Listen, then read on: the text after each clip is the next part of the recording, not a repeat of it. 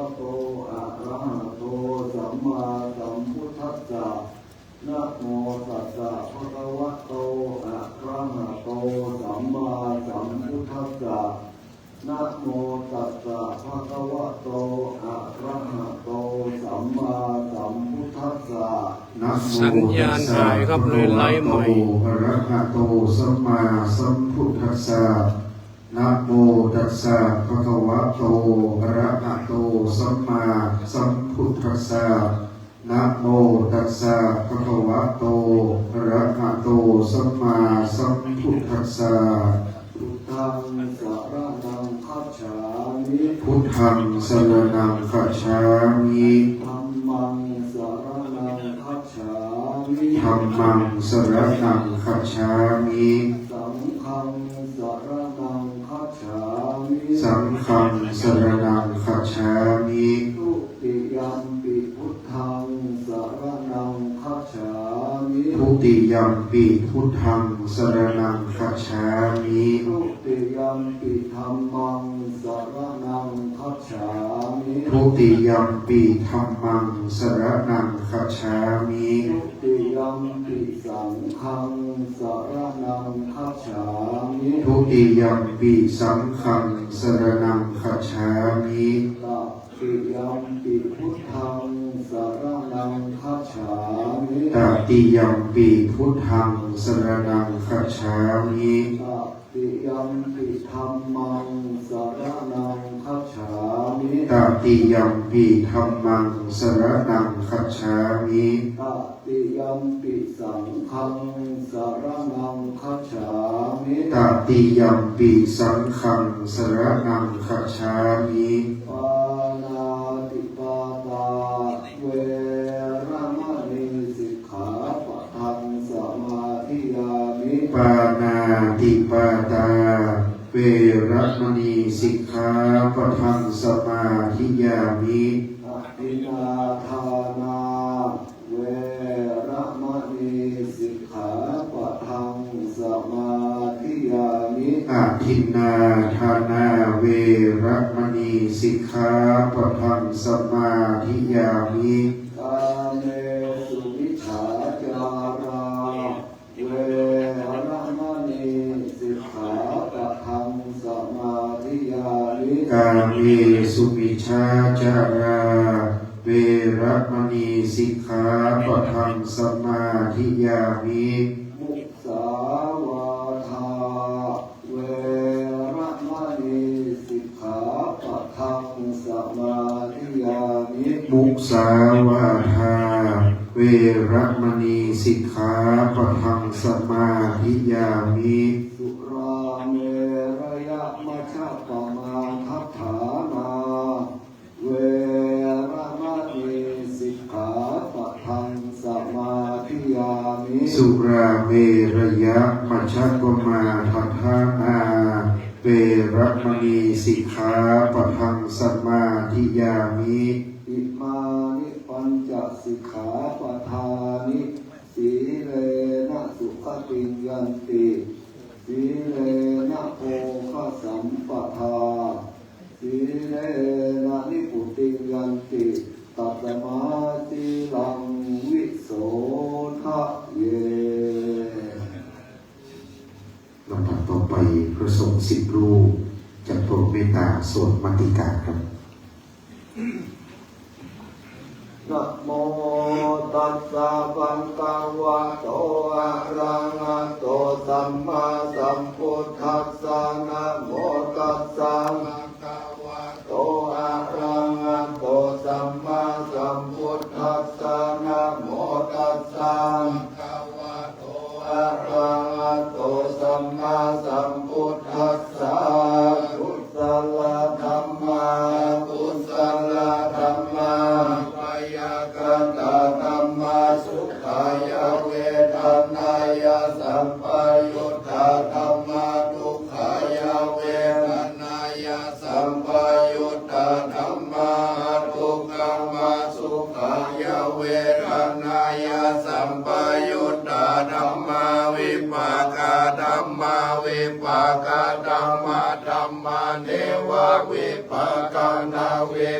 กธัมมาธัมมาอุปาทินนุปาทานิยาธัมมานุปาทินนุปาทานิยาธัมมานุปาทินานุปาทานิยาธัมมาสังกิเลทัสสังกิเลสิกขาธัมมา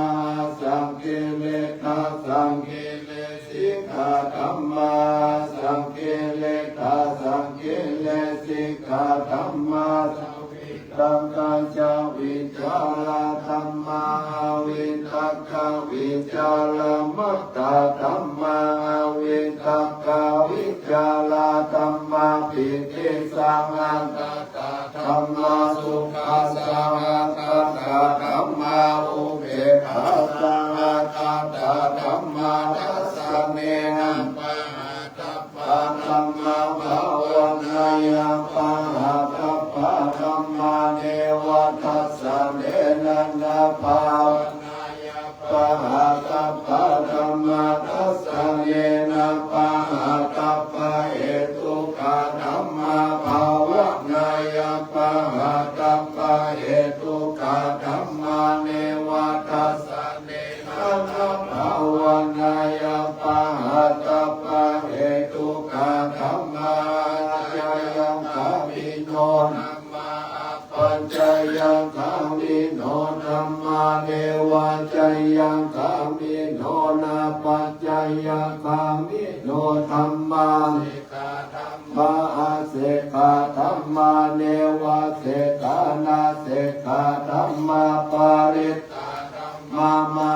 คัตถาธัมมาอัปปมานาธัมมาปาริตารัมมานาธัมมามาคัตถารัมมานาธัมมาอัปปมานารัมมาหินาธัมมามัชฌิมาธัมมาปาณิตาธัมมามิจฉตาวิยตาธัมมาสัมมัตยาตาธัมมานิยตาธัมมามัคคาลัมมามัคคาเหตุกะธัมมามัคคาติปติโนธัมมาอุปปันนาธัมมาอนุปปันนาธัมมาอุปาทิโนธัมมาอติตาธัมมามาปัจจุปันนาธัมมาอติตารัมมานาธัมมาลัมมานาธัมมาปัจจุปันนารัมมานาธัมมาอัจจตาธัมมาปะหิตาธัมมาอัจจตาปะหิตาธัมมาอัจจตารัมมาปะหิตารัมมานาธัมมาอัจจตาปะหิตารัมมานาธัมมาสันนิทัสสนาสัพกาธัมมานิทัสสนาสัพปฏิกาธัมมาอนิทัสสนาปฏิกาธัมมาเหตุปัจจโยอารัมอธิปัติปัจจโยอนันตระปัจจโยสัมมานันตระปัจจโยจังอาจาตปัจจโยอัญญมัญญปัจจโยนิสยโยอุปาณิสยปัจจโยปุเรชาตปัจจโยปัจจาชานอาเสวันนาปัจจโยกัมปปัจจโยวิปากปัจจโยอาหารปัจจโยอินทรียปัจจโยจโยมัคคปัจจโยสัมปยุตตปัจจโยวิปยุตตปัจอัตติปัจจโยนัตติปัจจโยวิคาตปัจจโยอวิคาตปัจจโยวันนี้พระสงฆ์10 รูปที่หลวงพ่อพระครูอดุลยานประยุทธ์รองเจ้าคณะอำเภอสันกำแพงได้โปรดเมตตานำพระสงฆ์ทั้งนั้นได้สวดมัทธิกาจบลงไปเรียบร้อยครับต่อจากนี้ไปจะเป็นการทอดผ้าไตรบางสุกุลจำนวน10 ไตรโดยจะได้ทอดที่สรีระสังขารธรรมพระครูอดุลรัตนากรเบื้องซ้าย5 ไตร และเบื้องขวา5 ไตรตามลำดับครับจะทอดเบื้องซ้ายด้านในก่อนนะครับ5 ท่านดังต่อไปนี้ท่านที่1ขอเรียนเชิญท่านนายกอาคมสมณะท่านนายกองค์การบริหารส่วนตำบลห้วยแก้วครับขอเรียนเชิญท่านครับลำดับที่2นะครับเรียนเชิญท่านกำนันอรุณผู้เตียนรักษาการกำนันตำบลห้วยแก้วครับอันนี้ท่านรักษาการนะครับท่านอรุณผู้เตียนได้ให้เกียรติในลำดับที่2วางเลย ลำดับที่3ครับขอเรียนเชิญท่านกำนันตำรงสุขทิพย์ท่านกำนันตำบลบ้านสากรครับ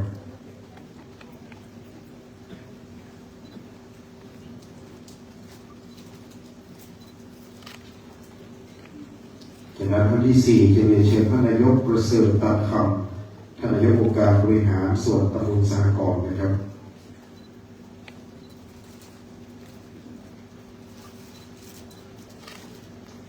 และพ่อหลวงไพบูลย์พรหมเป่งผู้ใหญ่บ้านหมู่1ครับบ้านเกาะได้ให้เกียรติทอดไตรที่5ครับพ่อหลวงไพบูลย์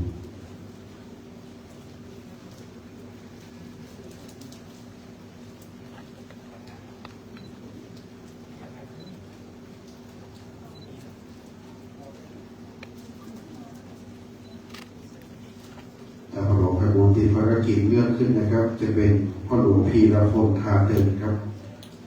พ่อหลวงห้วยแก้วหมู่5ครับในนามของคณะเจ้าภาพ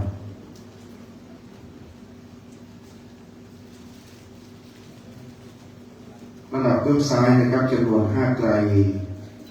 จะประกอบด้วยแม่หลวงนวลศรีทายินผู้ใหญ่บ้านหมู่ที่2บ้านแม่ลายครับ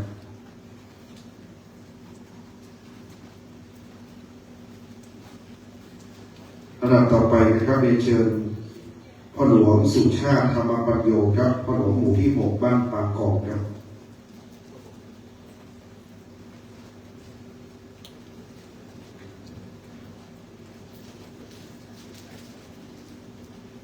เชิญพ่อหลวงจรูนจงขันผู้ใหญ่บ้านหมู่ที่7บ้านปางจำปีครับ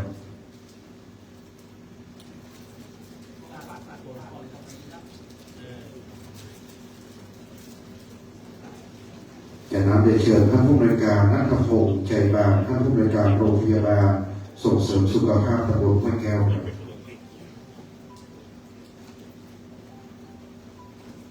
และท่านผู้ช่วยสมชายสุวรรณโชคในนามของผู้ช่วยผู้ใหญ่บ้านหมู่ที่8ทางทองนะครับตัวแทนแต่ละหมู่บ้านบ้านปอกบ้านแม่ลายห้วยแก้วปางกอกปางจำปีทางทองครับ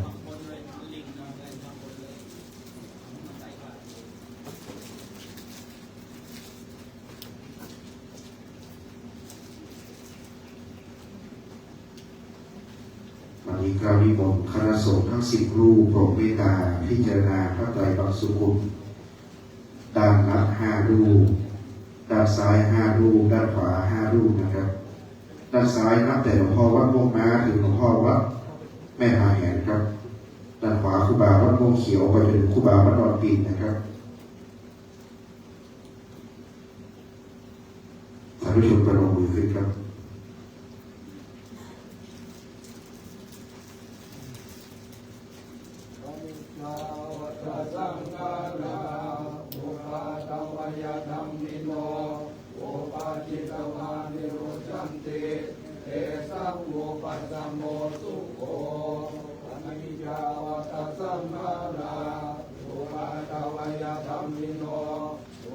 จิตวานิโรจันติ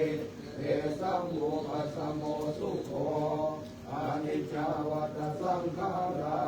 อุปาทวยธัมมิโนอุปาจิตวานิโรจันติเอสังโฆปัสสโมสุโข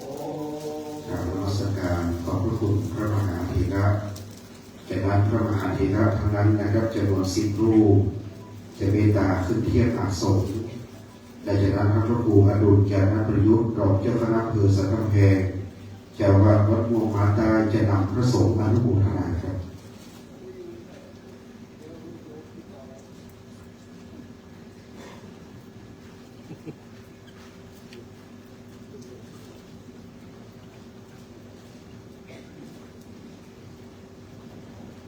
บนฉลองพัดครับ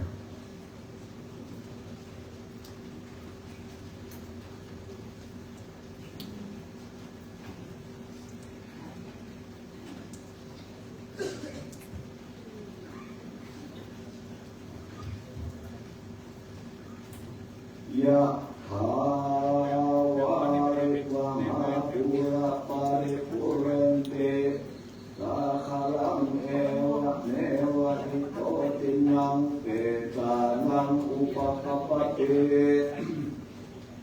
อิจิตังปฏิตังตุมังคิปะเมวะสมิจฉตุสัพเพปุเรนตุสังฆปาจันโทปนรโสยถามณิโชติรโสยถาวิวันจันโตสัพพะโลกวินาศเตภวัตวันต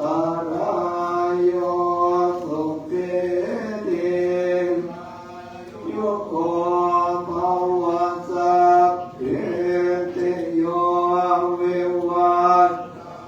ตุสัพพะโลกวินาศเตภวัตวันตรายโยอายุโกภวสัพพิติโยวิวัชชันโลกวินาศตุมาเตภวัตตรายโยสุขิติขายุโกวันทันสิเรสนิจังวุฒาจัตตารโอธรรมวัฏฐานวันโนสุขังภาลังอัฏฐาสิเมอาคาสิเมยาติเมสังฆาจเมเปตานังทักขินังนาจากัตตมโนสารังนะอิโนนังวาโสโกวายาวันยังวันนาตังเปตังนามัสยะเทวันติทันติยาต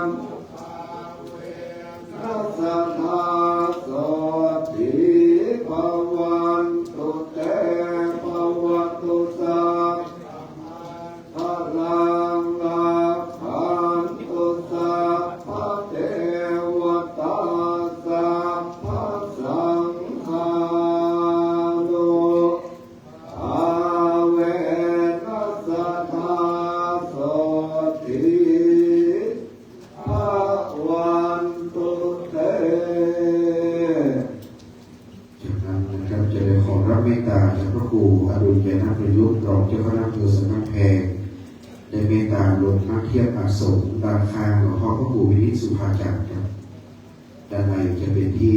ตั้งฉากนะครับนิมนต์พระครูพิสารเกียรติยานักครับอีกรูปหนึ่งจะมีเก้าอี้ว่างสี่ชุดนะครับพระครูอมรธรรมวงศ์พระครูวิบูลย์พัฒนาคุณยุทธพระครูสันติธาดาครับประมาณ 4-5 รูปนะครับที่จะได้ลงนั่งเทียบอาสมสำหรับอาสมท้ายนั่งที่รับรองเดิมนะครับมีท่านพระครูสมเด็จกิจวิธานจะนั่งเทียบอาสมเดิมท่านพระครูพัฒนบุญโชติพระครูบอกพระสรนิรันดร์พระครูวิโรจน์ยานคุณกับนั่งอาสมเดิมครับ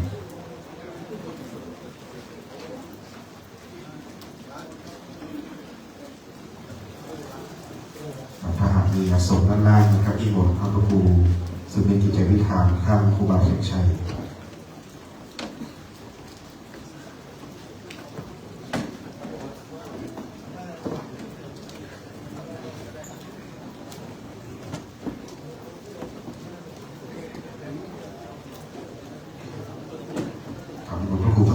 โชคเลยครับถ้ามีเก้าอี้รับรองด้านล่างนิมนต์ได้เลยนะครับ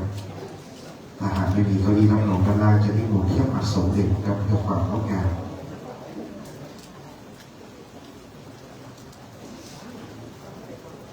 ตรงกลางถ้ามีนะครับนิมนต์พระครูประภาสรนิรันดร์พระครูวิโรจน์ยานคุณครับ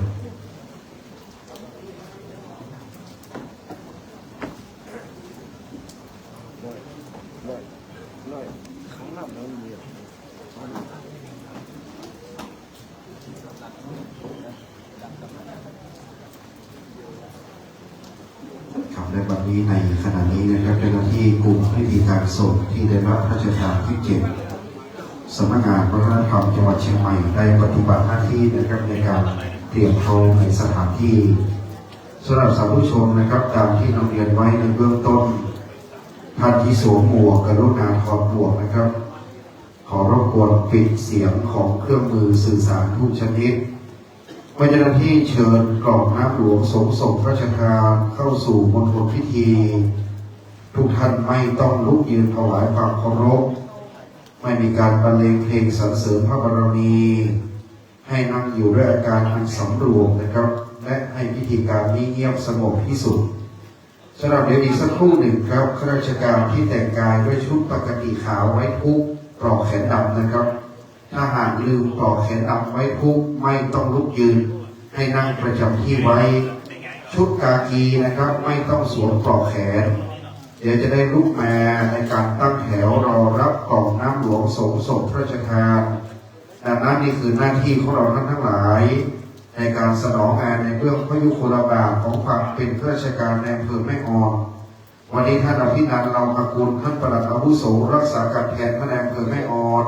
ท่านเป็นข้าราชการผู้ใหญ่ประธานในพิธีวันนี้ข้าราชการจึงได้สนองงานในเบื้องพระยุคลบาทตามประกาศของพระบรมราโชบายของพระบาทสมเด็จพระเจ้าอยู่หัวที่ได้ถวายเกียรติแด่หลวงพ่อพระครูอดุลรัตนากรนะครับหลวงพ่อเมตตาเป็นพระมหาเถระแห่งเมืองออนหรือแม่ออนหลวงพ่อเป็นพระครูสัญญาบัตรเจ้าคณะตำบลชั้นโหครับแต่บัดนี้เจ้าหน้าที่ได้ปฏิบัติงานครบพร้อมตามที่ได้นำเรียนไว้ว่าช่องทางนี้นะครับได้อำนวยความสะดวก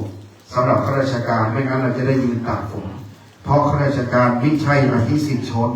ข้าราชการต้องเป็นแบบอย่างของประชาชนแต่วันนี้ก็ทำอำนวยความสะดวกไว้ให้นิดหนึ่งนะครับจะได้สบายเดี๋ยวฝนตกเปียกเดี๋ยวไม่สบายในพิธีกรจะเป็นโต๊ะนะครับได้เอาพ้นมือบัดนี้ครับข้าราชการชุดปกติขาวชุดสีกากี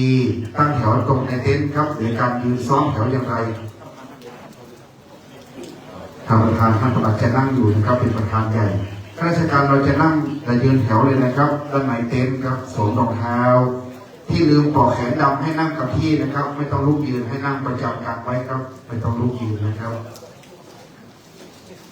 สาธุชนที่อยู่ในเต็นท์ที่สวมหมวกกรุณาถอดหมวกนะครับ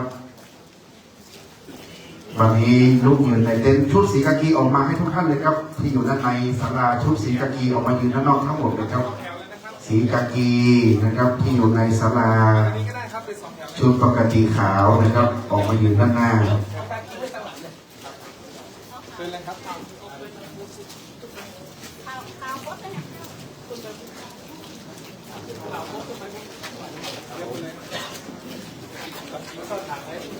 จักรียืนแถวหลังนะครับส่วนตีขาวขออยู่แถวหน้านะครับ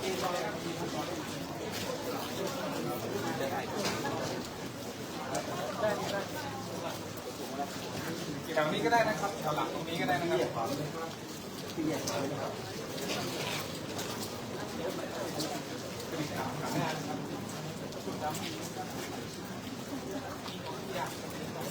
ทางนี้ก็ได้นะครับข้างหลังตรงนี้ก็ได้ญาติคนนี้เขาญาติตุ้ลุงอ่ะ ต่อไปญาติหลวงพ่อครับญาติหลวงพ่อที่แต่งกายชุดสีขาว หรือชุดสีดำสุภาพนะครับญาติหลวงพ่อพระครูอดุลรัตนากรครับ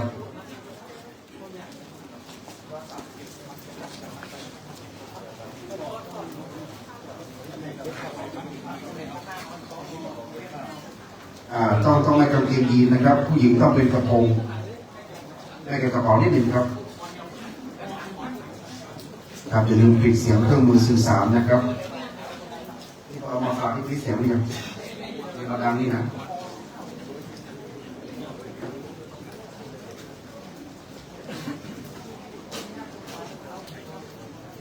ฟังเจ้าหน้าที่ชี้แจงนะครับ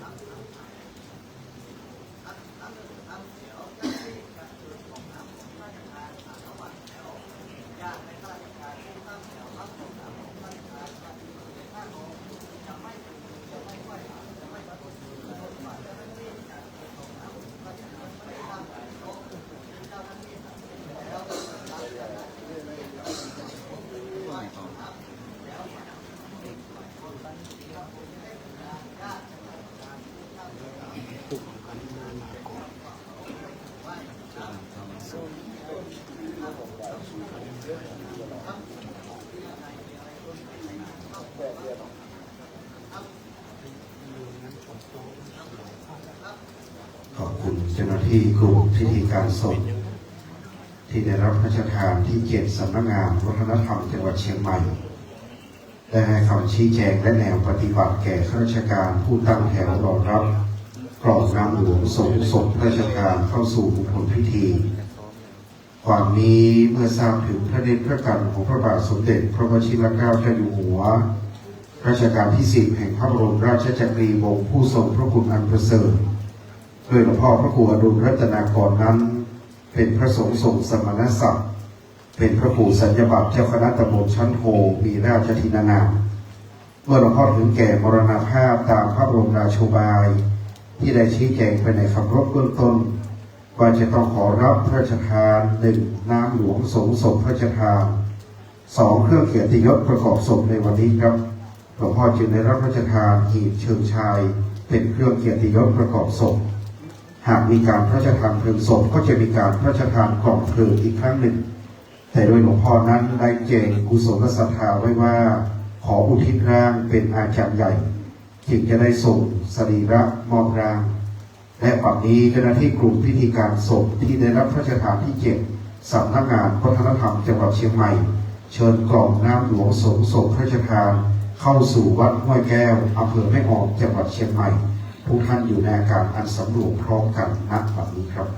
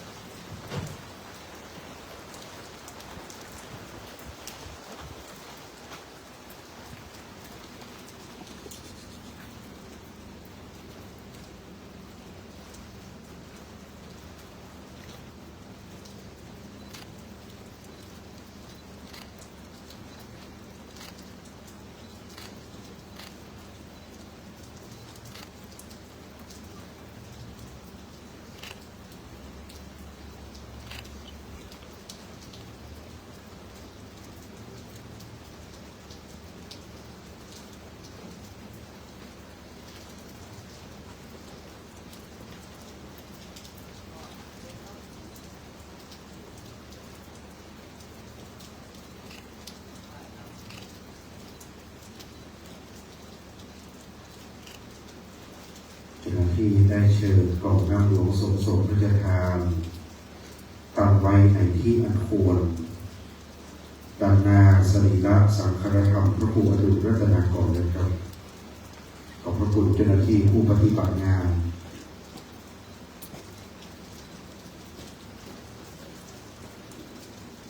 จากนั้นจะเชิญทุกท่านเข้าสู่ที่รับรองเลยครับเข้าไปถ่ายได้ตอนนี้ที่รับรองของตัวเองนะครับ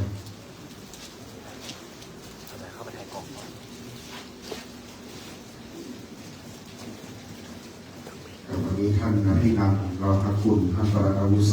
ประธานในพิธีท่านเป็นข้าราชการผู้ใหญ่กับเมืองออนร่มเย็นนะครับเป็นเมืองที่พระศาสนารุ่งเรืองท่านอภินันท์จึงให้เกียรติอย่างสูงนะครับในการปฏิบัติพิธีวันนี้จึงงดงามที่สุดวันนี้ท่านปลัดอภินันท์จะให้คะแนนคณะผู้นำท้องถิ่นท้องที่วันนี้เรียบร้อยครบถ้วนทุกหมู่บ้านทุกตำบลของแม่แก้วนะครับตำบลสหกรณ์ใกล้เคียงตำบลใกล้ๆครบถ้วนครับขอบคุณข้าราชการด้วยนะครับได้นำสู่ที่รับรองให้พร้อมเป็นภาพที่งดงามที่สุดครับถวายพระเกียรติแด่พระบาทสมเด็จพระเจ้าอยู่หัวและถวายความเคารพต่อพระครูอดุลรัตนากรด้วยความเคารพน้อมรบบูชานะครับเมื่อเข้านั่งแล้วเรายังจะงดใช้เสียงนะครับและยังไม่ลุกเดินไปมานั่งประจำที่เจ้าหน้าที่จะปฏิบัติพิธีการต่อนะครับทุกท่านอยู่ในอาการสำรวมครับ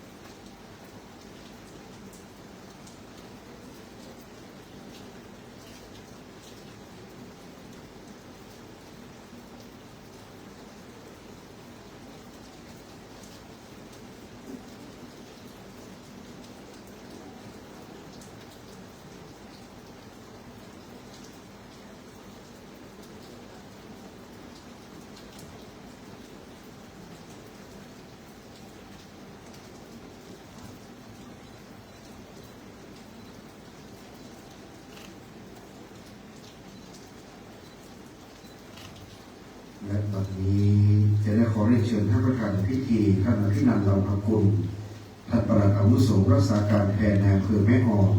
ให้เกียรติเป็นประธานประกอบพิธีพระราชทานน้ำหลวงสงศพพระครูอดุลรัตนากรครับเชิญทุกท่านได้โปรดยืนขึ้นโดยพร้อมกันครับ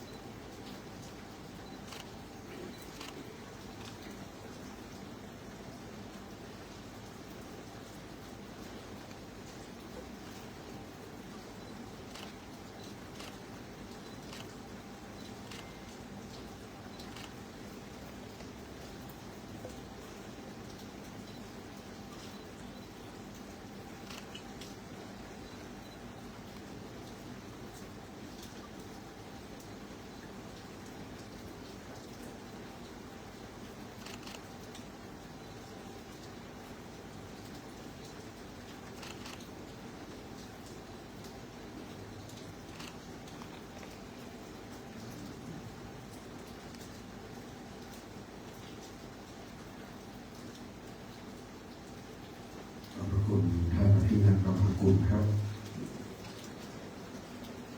เชิญท่านโปรดนั่งลงพร้อมท่านประธานครับตอนนี้ท่านประธานในพิธีท่านอภินันท์เหล่าภกุล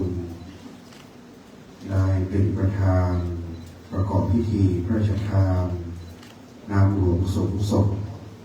สรีระสังฆธรรมพระครูอดุลรัตนากรอดีตเจ้าคณะตำบลห้วยแก้วอดีตเจ้าวัดวัดห้วยแก้ว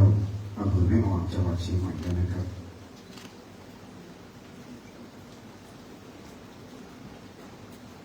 ท่านประธานได้น้อมกราบสรีระราม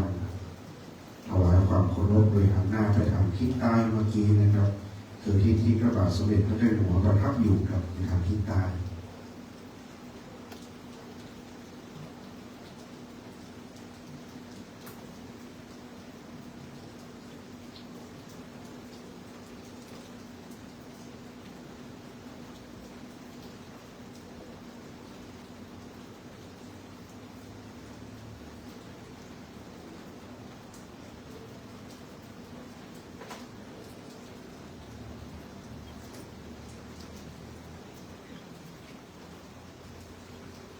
และเจ้าหน้าที่ผู้ปฏิบัติอีกชุดหนึ่งนะครับโดยความเคร่งครัด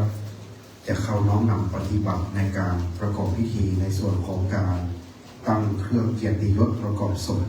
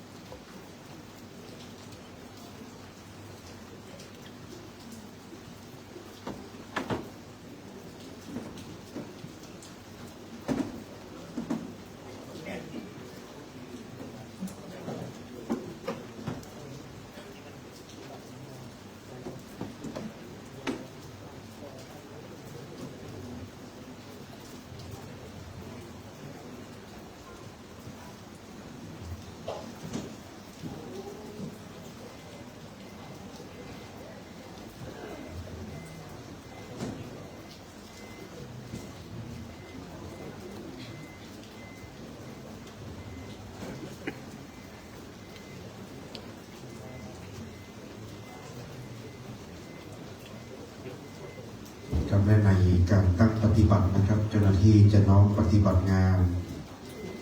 ตามที่ได้รับการฝึกอบรมปฏิบัติตามพระบรมราโชบายของพระบาทสมเด็จพระวชิรเกล้าเจ้าอยู่หัวรัชกาลที่10ครับเราทั้งหลายครับวันนี้ตามโบราณนั้นเมื่อพระสงฆ์ถึงแก่มรณภาพในวันแรกจะเป็นวันที่ประกอบพิธีการบำเพ็ญกุศลทักษิณานุปทานและการประกอบพิธีส่งน้ำสรีระสังขารธรรมสำหรับเมื่อพระสงฆ์นั้นท่านเป็นพระครูสัญญาบัตรก็จะต้องมีการขอรับพระราชทานน้ำหลวงสงฆ์ส่งแต่สรีระสังขารธรรมของท่านพระครูอดุลรัตนากรตามประกาศพระบรมราชโองการและตามพัดยศของหลวงพ่อที่ได้รับพระราชทานมานั้นหลวงพ่อพระครูอดุลรัตนากรเป็นพระครูสัญญาบัตรเจ้าคณะตำบลชั้นโทมีราชทินานามราชทินานามนี้นะครับที่พระบาทสมเด็จพระเจ้าอยู่หัวพระราชทานแก่เจ้าที่การสุเทพจันทสโรซึ่งเป็นนามเดิมว่าสุเทพนามสกุลแสนซาวหลวงพ่อเป็นเจ้าคณะตำบลห้วยแก้วและเป็นเจ้าวัดห้วยแก้วเมื่อได้รับพระราชทานตั้งสมณศักดิ์จึงได้รับพระราชทานเป็นพระครูสัญญาบัตรเจ้าคณะตำบลชั้นโทมีราชทินานามว่าพระครูอดุลรัตนากรนับแต่ปีพุทธศักราช 2566 เป็นต้นมาจนถึงการบัดนี้เป็นเวลา 3 ปีนะครับปี 2566 67 68หลวงพ่อได้เป็นพระครูสัญญาบัตร 3 ปีก่อนถึงแก่มรณภาพครับ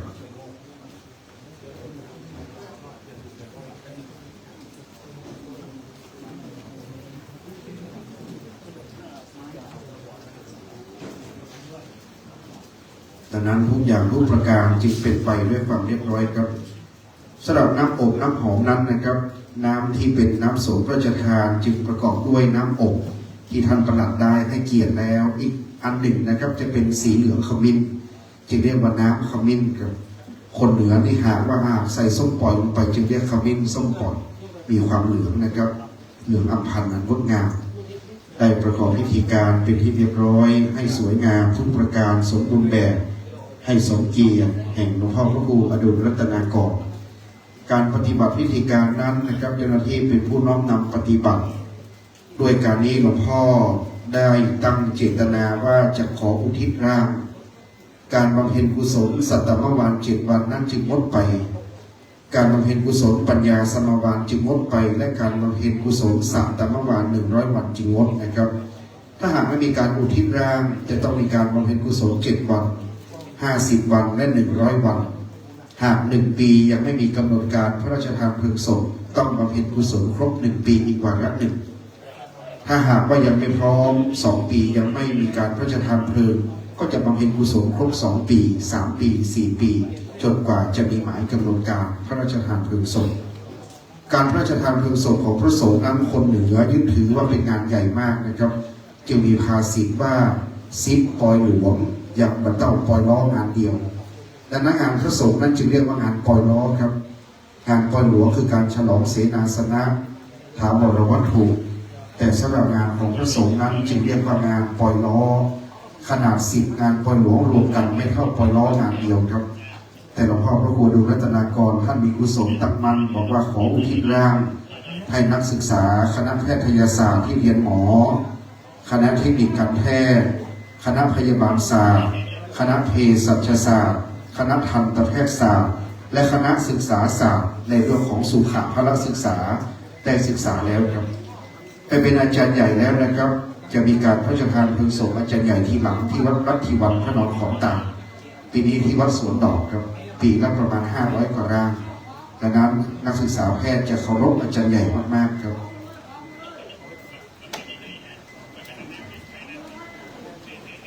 เจ้าหน้าที่จะตั้งสัญญาบัตรพัดยศอัฐบริขารนะครับ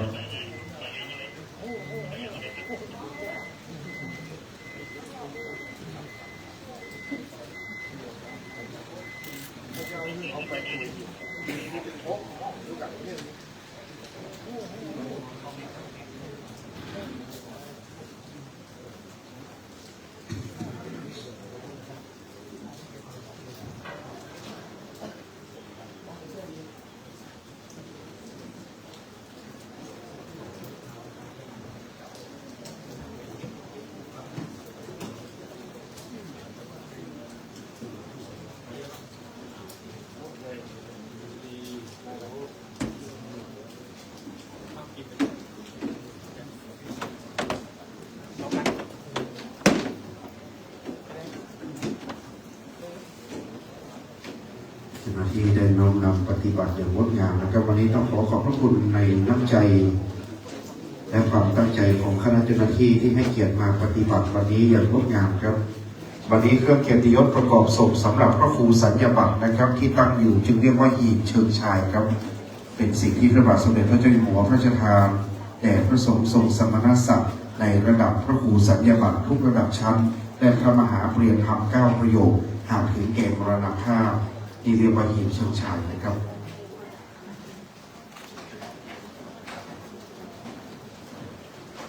และต่อจากนี้ไปตามจารีตฮีดเมืองเฮา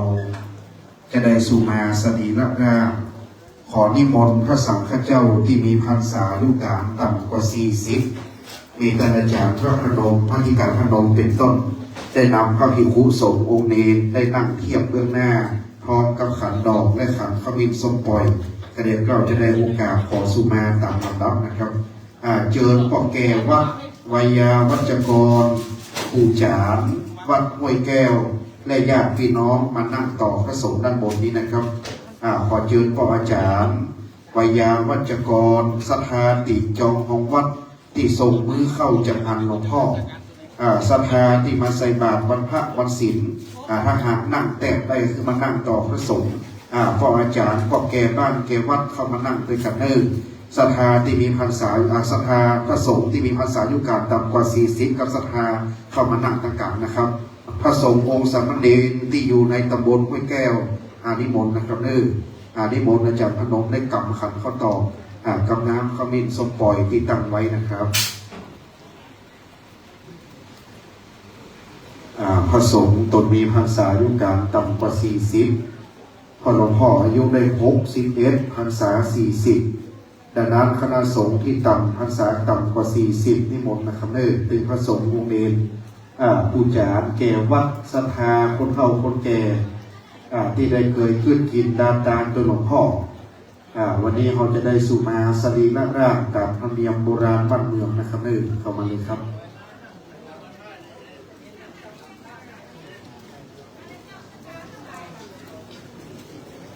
นี่ก็ได้นะมาเฮ้ก็ได้นี่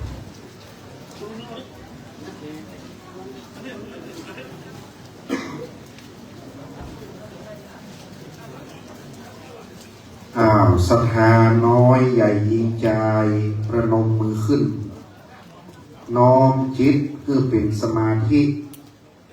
ศรัทธาที่อยู่ลุ่มอยู่บนตั้งใจประนมมือขึ้นธูปเทียนดอกไม้น้ำขมิ้นส้มปล่อยแสดงคารวะต่อสรีระสังขารจิตตะดวงวิญญาณหลวงพ่อพระครูอดุลรัตนากรตุลุงสุเทพจันทสโรตันเจ้าหากคณะสงฆ์และศรัทธาได้ประมาทล่วงเกินหลวงพ่อครั้งยังมีชีวิตอยู่ได้ปากล้ำกำเหลือหลวงพ่อได้ได้จ๋าได้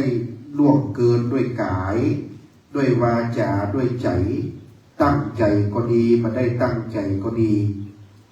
ศรัทธาน้อยใหญ่ยิ่งใจวัดห้วยแก้วได้มาใส่บาตรหยาดน้ำฟังธรรมกลางภาษายามแล้งได้ส่งมือเข้าจังหันได้ล่วงเกินหลวงพ่อด้วยกายวาจาใจก็ดี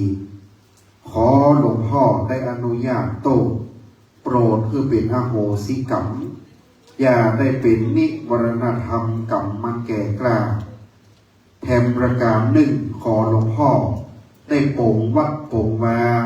โปร่งกุฏิวิหารศาลาต้นไม้ต้นตอกที่หลวงพ่อเคยปลูกไว้ขอละไว้เป็นของสาธารผู้อยู่ภายหลังจะได้สืบวัดแทนวาให้ลุ่งเรืองเหมือนที่หลวงพ่อยังอยู่ขอจิตตะดวงวิญญาณอย่าได้ห่วงข้องอะไรเพื่อโปร่งวางไว้ทุกอย่างอย่าได้ห่วงข้องส่งสุขลูกไม้ต้นไม้ต้นตอกวิหารกุฏิศาลาสมณะและมูลศรัทธาจะได้ช่วยกันสืบสานคือยาวไปนิจจังบ่เที่ยงมันกาย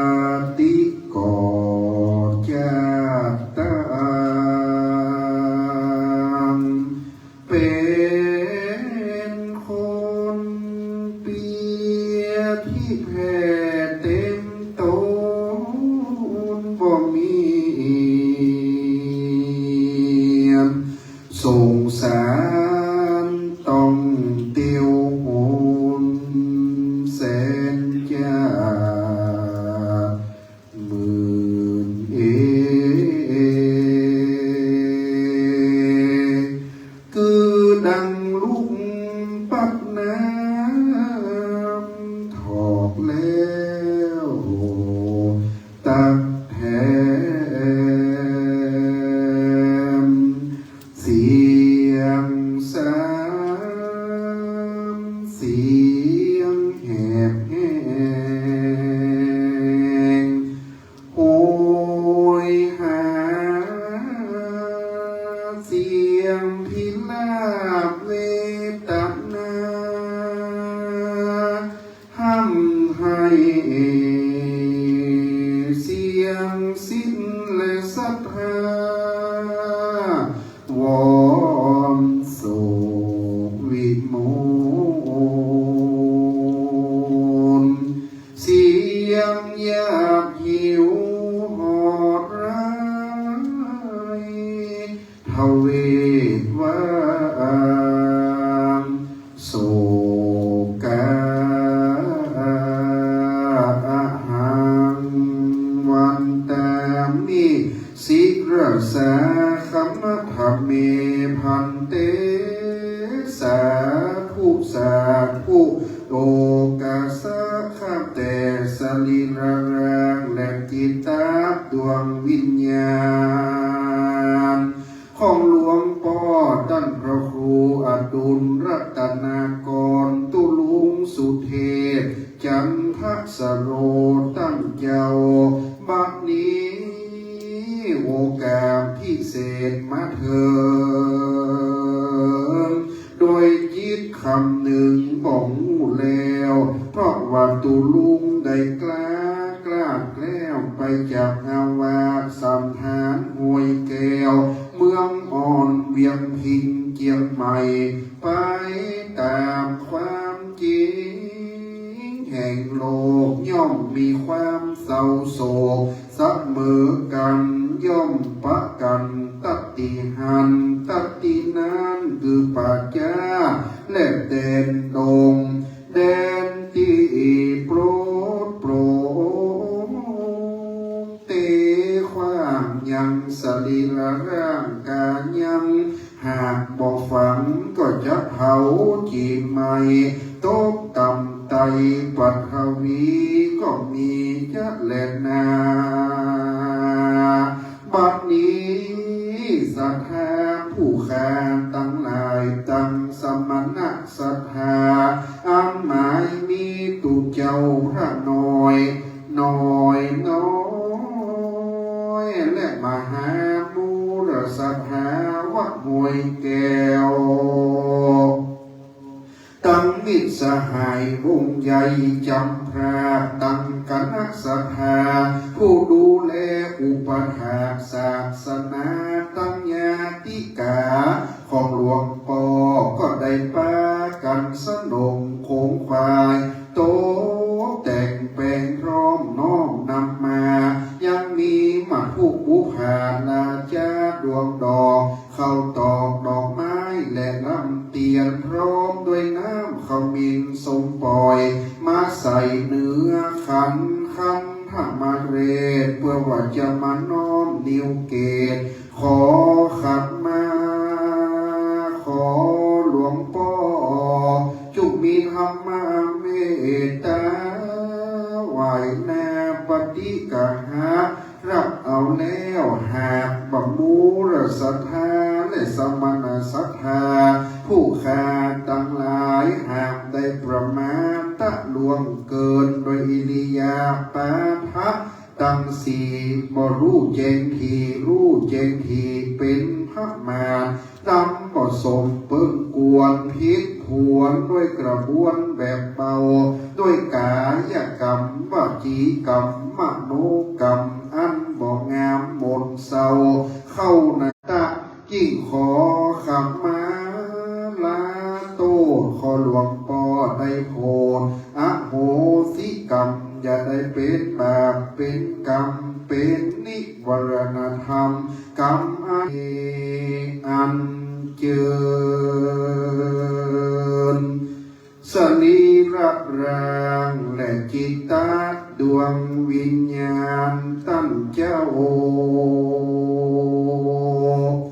สมณะ ระครูอดุลรัตนากรตุลุงสุเทพตั้นเจ้าจุงได้ไหลเลื่อนเข้าสู่ห้องสู่แสนอย่าได้ลงไหลอะไรอยู่เฝ้าอาแวบนี้คือเวทนาสู่สุขติรังสรรค์สมบัติฝันจุงได้ข้ามสงสารยากไรสู่ห้องนิพพานเถิด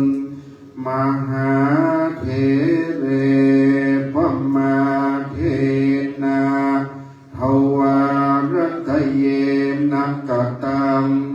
สัพพังอปราทังคัมมัตุโนพันเตมหาเถเรปมาเทนาทวารตะเยนักตังสัพพังอปราทังคัมมัตุโนพันเตมหาเถเรปมาเทนาทวารตะเยนักตังสัพพังอปราทังคัมมัตุโนพันเตคัมมามะพันเตคัมมามะพันเตคัมมามะพันเตอาจารย์พนมเอาขันเข้าเกณฑ์ที่ลงศพของตุลุงและเขาจะได้วันตาน้อยสรีระร่างสังขารเราก็ได้เป็นบาปเป็นกรรมต่อไปนะครับเนื่อวันตามิพันเตสัพพังอาปาราทังคัมมาภัมเมเตมยากตังปุญญังสามินาอนุโมตปังสามินากตังปุญญังไมหังตาตปังสาธุสาธุอนุโมตามิวันตามิพันเตสัพพังปะราทังคัมมาธัมเมพันเตมยาตังปุญญังสามินาอนุโมทิตังปังสามินาตังปุญญังไมหังตาตปังสาธุสาธุอนุโมตามิวันตามิพันเตสัพพังปะราทังคัมมาธัมเมพันเตมยาตังปุญญังสามินาอนุโมทิตังปังสามินาตังปุญญังไมหังตาตปังสาธุสาธุอนุโมทามิได้เป็นบาปเป็นกรรม3 วันนี้คือเรียบร้อยราบรื่นนิมนต์คณะสงฆ์นะครับคืนนี้คณะสงฆ์ตำบลห้วยแก้วกับม่อนกูเวนมีท่านอาจารย์พันธ์พระครูประดับปฏิพรคณะสงฆ์พโนเป็นเจ้าภาพพรุ่งนี้คณะสงฆ์ตำบลอำเภอสันกำแพงกับอำเภอแม่ออนได้เป็นเจ้าภาพนิมนต์พระครูอาทรวิสุทธิคุณวันสุดท้ายนิมนต์60 รูปนะครับในการสวดพุทธมนต์ธรรมนิยามสูตรคณะสงฆ์นิมนต์ถ่ายภาพเลยนะครับต่างหน้านะครับนิมนต์หลวงพ่อพระครูวินิจสุภาจารย์เป็นประธานบันทึกภาพต่างหน้าคณะสงฆ์เมืองออนเรานะครับนิมนต์กับผมชุดขาวชุดกะกีนิมนต์หลวงพ่อพระครูวินิจสุภาจารย์เป็นประธาน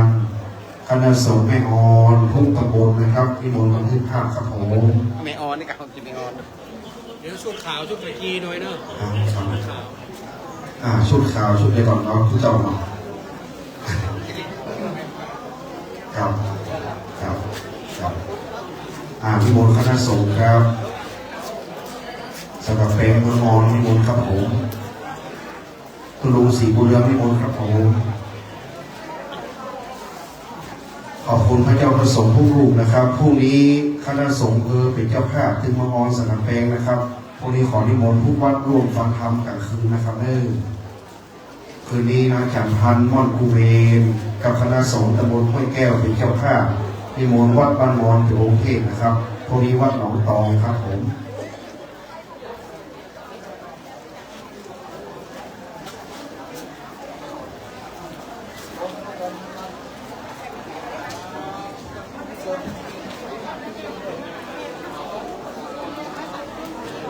เชิญท่านประหลัดต่อเลยครับขอจะเข้าสู่นะครับทำอะไรอยู่ตรงกลาง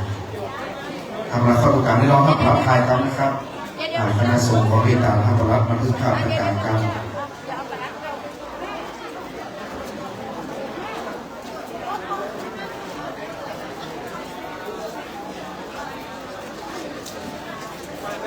ขอบคุณครับ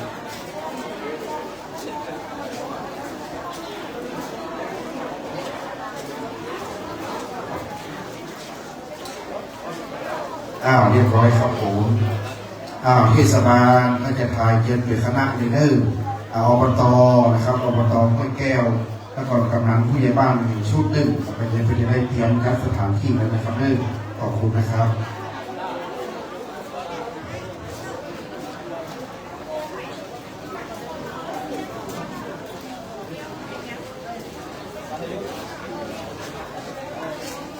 เดี๋ยวเอาเปิดก่อนปกครองเข้าไปเลยปกครองเข้าไปเลยเอาก่อน